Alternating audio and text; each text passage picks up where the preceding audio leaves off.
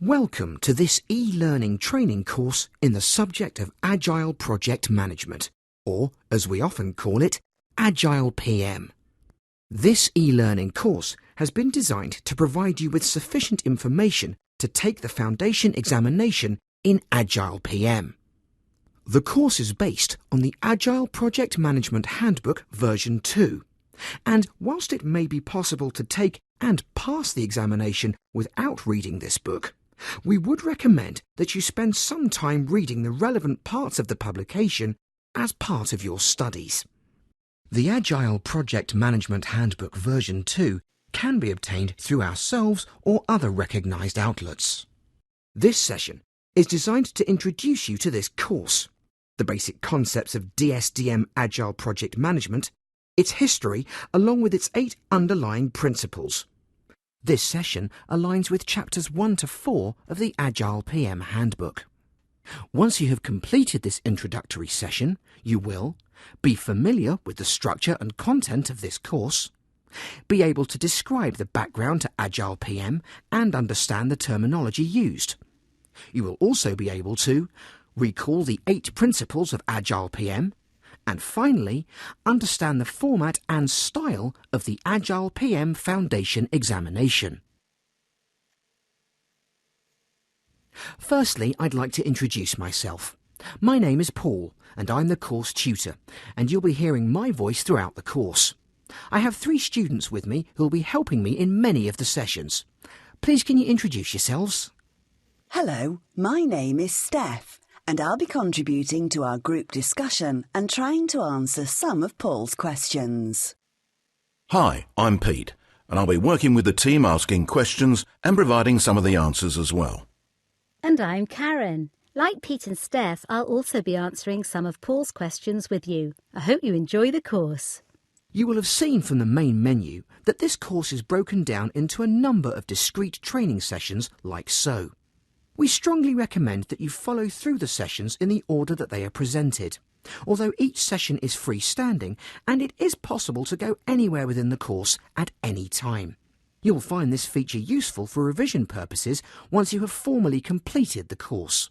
Like all areas of specialisation, Agile Project Management has developed its own language and conventions, and we shall explain these as we explore the sessions in more detail. Since this course is very specific in its objectives of addressing the Agile examination, we will be following the language used in the Agile Project Management Handbook. This course has been designed to help you sit and pass the AgilePM Foundation examination.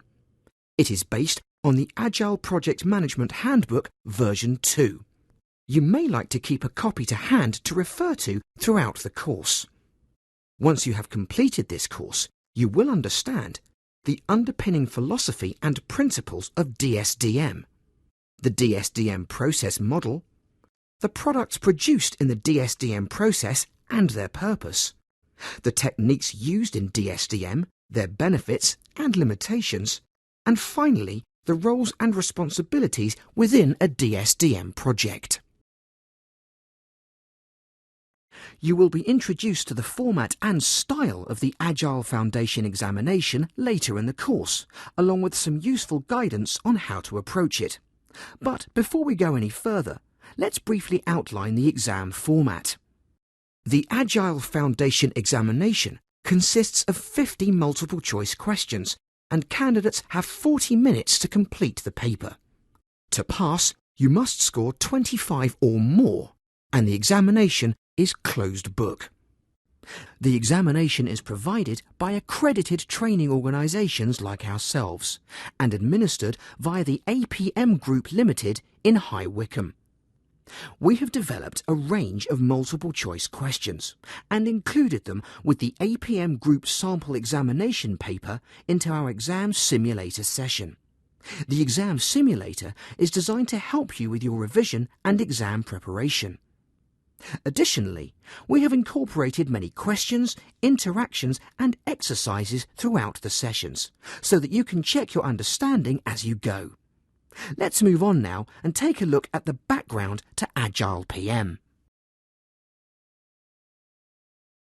1994 saw the development of DSDM, or Dynamic Systems Development Method, which was designed to bring some structure to rapid application development, or RAD, in the IT development world. It is an agile approach and is owned by a not-for-profit organisation called the DSDM Consortium. AgilePM is based on DSDM and was launched in 2010 and brings an agile approach to project management. It builds on the proven links between DSDM and recognised project management methods such as Prince2. Version 2 of the AgilePM Handbook was launched in 2014. At the heart of DSDM is the need to determine the level of formality we must use. Too much formality can slow things down, whilst too little can lead to difficulties. Getting the balance right is very important. The right balance is known as the appropriate level of rigour. Undertaking a risk assessment early in the project's life cycle will help us to determine the amount of rigour, and in a DSDM project, the level of formality and rigour help rather than hinder. As the name suggests, an agile approach provides flexibility and the ability to deliver quickly. It contrasts with a traditional approach of specifying exactly what is required, putting together a design solution and then developing the output itself. Often, the traditional approach is difficult to achieve, as the customer generally doesn't know exactly what they want. An agile approach provides for this by creating the output in small steps, each building on the last. This allows the product to develop quickly, but retains the ability to include changes as the knowledge of the output increases. There are many different approaches to agile development. On one hand, we have lightweight approaches such as Scrum, which provides for daily meetings of the team as they work on small pieces of work. Lean, which is focused on process efficiency or taking the fat out of the organisation, and programming methods such as XP or extreme programming. Sometimes the simplicity of these approaches can be their downfall, as there is no concept of a project, where the delivery is managed through a beginning, middle and end type of process. This is the strength of DSDM, as it is designed to deliver projects in an agile way. DSDM considers the need to be able to react quickly throughout the development of the product, whilst incorporating the constraints often imposed by corporate cultures and processes. It provides a framework based on best practice and incorporates the lessons learnt by the DSDM Corporation. Managing projects using DSDM helps to resolve many of the problems we face when running projects in a more traditional manner. For example, DSDM uses regular facilitated workshops and encourages the team to interact, which helps to resolve the natural communication problems faced by many projects. Late delivery is usually avoided, as DSDM focuses on delivering on time, working on the basis that delivering 80% of the features working and on time is better than trying to deliver everything late. Customers are human. As their knowledge of the product increases throughout the development phase, they tend to change their mind. DSDM's approach to understanding customer requirements is to involve the customer in the solution. This helps to avoid these problems, stops unwanted features being built, and makes sure the business gets what it needs. DSDM also helps to prevent over-engineering or gold-plating the output. All of these positive impacts ensure the customer gets a return on its investment as soon as possible. Let's move on now to consider the basic components that make up DSDM. We'll discuss each briefly, and then the team will build on each aspect in more detail. Firstly, we have a philosophy which defines the way we do things in using DSDM, and this is based on 8 principles. Briefly, the principles are: focus on the business need, deliver on time, collaborate, never compromise quality, build incrementally from firm foundations, develop iteratively, communicate continuously and clearly, and demonstrate control. The philosophy and principles are supported by the process which describes the way we deliver over time and the people who get involved.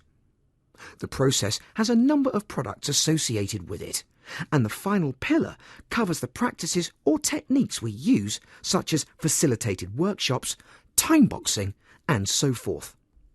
A time box is a period of time during which we create a product or part of a product within a fixed time scale. We'll consider the technique in more detail later in the course. Steph and Pete will describe the philosophy in more detail. DSDM's philosophy states best business value emerges when projects are aligned to clear business goals, deliver frequently, and involve the collaboration of motivated and empowered people. Of course, this is a philosophy of most project management methods and theory, but using DSDM, we can see that this is achieved by involving stakeholders. Pete, how do you think this helps? Well, stakeholders would have to understand the business objectives for a start, and they could help us to deliver the solution. Yes, I agree, Pete. And to do that, they will have to be empowered to an appropriate level. In other words, to be able to make decisions at their level in the project, and most importantly, they have to work with us or collaborate as we develop the solution. We have to focus on the timescale, though, and make decisions based on our business priorities and make sure we keep focused on quality. Yes, and of course, as change is inevitable, the stakeholders must be prepared to accept that and work with us to integrate these changes as we develop the solution.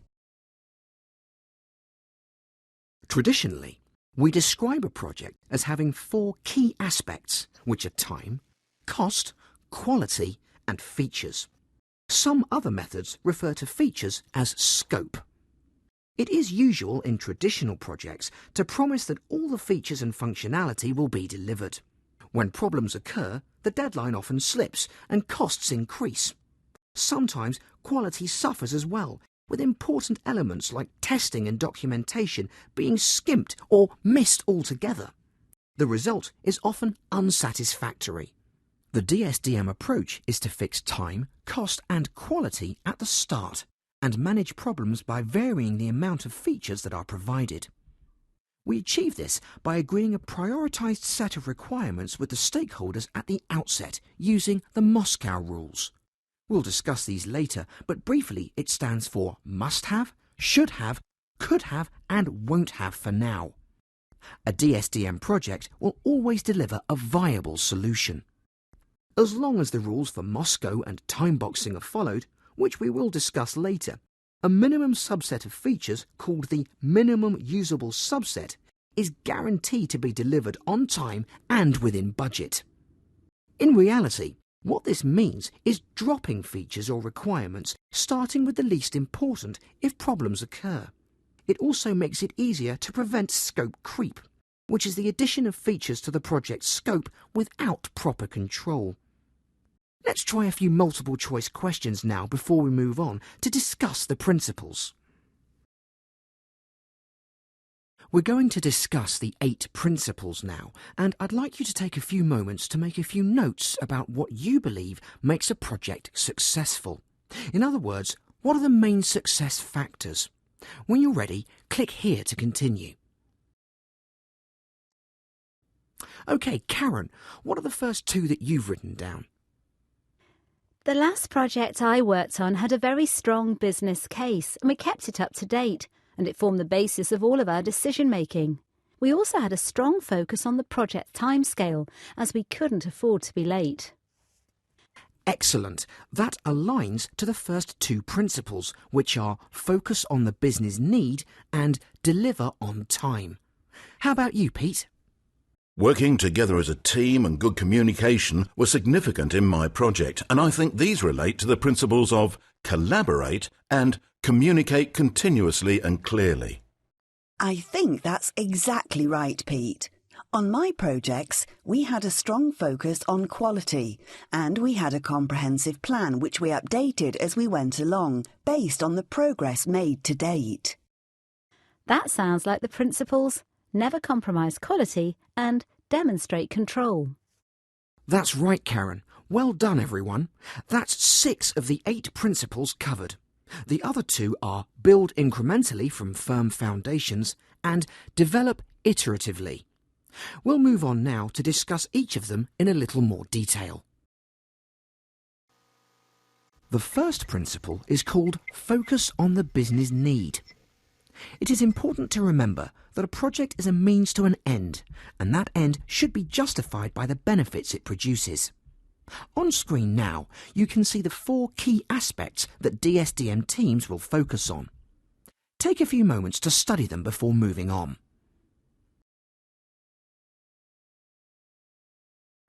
Our second principle is deliver on time. This is often the most important measure of success for the project, as late delivery often compromises the business case. To fulfill this principle, DSDM teams will time-box the work, focus on business priorities, and always hit deadlines. Principles 3 and 4 are collaborate and never compromise quality. In other words, the team must work together in a supportive manner to shared ownership, increased understanding, and greater productivity. Similarly, in DSDM, we never compromise quality. Whatever we build must work, and we focus on delivering the minimum usable subset. Take a few moments to review the key aspects of these 2 principles on screen now before moving on. DSDM advocates understanding the business problem and the solution in enough detail to allow work to start. This is called EDUF, or Enough Design Upfront.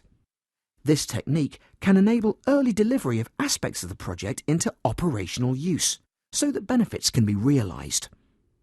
Compare this approach to the more traditional approach of BDUF, or Big Design Upfront. This approach frequently slows the work down, as we often don't understand the requirements well enough to adopt this approach. We have just described Principle 5, build incrementally from firm foundations, and this is closely linked with Principle 6, develop iteratively. This concept of iteration is embedded in the DSDM lifecycle. Each iteration builds on the work completed in the previous iteration or time box. This encourages the team to embrace change and produce a better solution. Take a few moments to review the key points of both these principles shown here before moving on. The final 2 principles are key in all projects, and these are communicate continuously and clearly and demonstrate control. It is essential that everyone knows what is happening on the project, and we must also be able to demonstrate we're in control and communicate this to our stakeholders. We must focus on monitoring and controlling progress in line with the foundation phase products, especially the business case. We'll come back to foundation phase a little later. Take a few moments to study the key aspects of these last 2 principles. This brings us to the end of this session. We have reviewed the course structure and introduced you to our virtual students.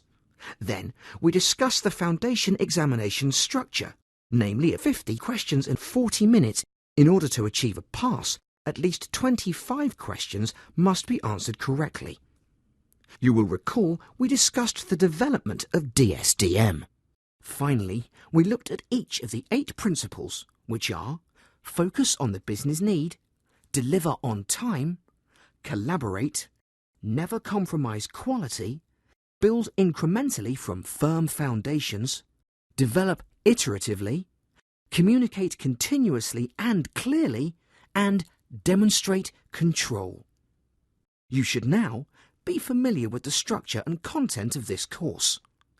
Be able to describe the background to AgilePM and understand the terminology used. And you should be able to recall the 8 principles of AgilePM and finally understand the format and style of the AgilePM Foundation examination.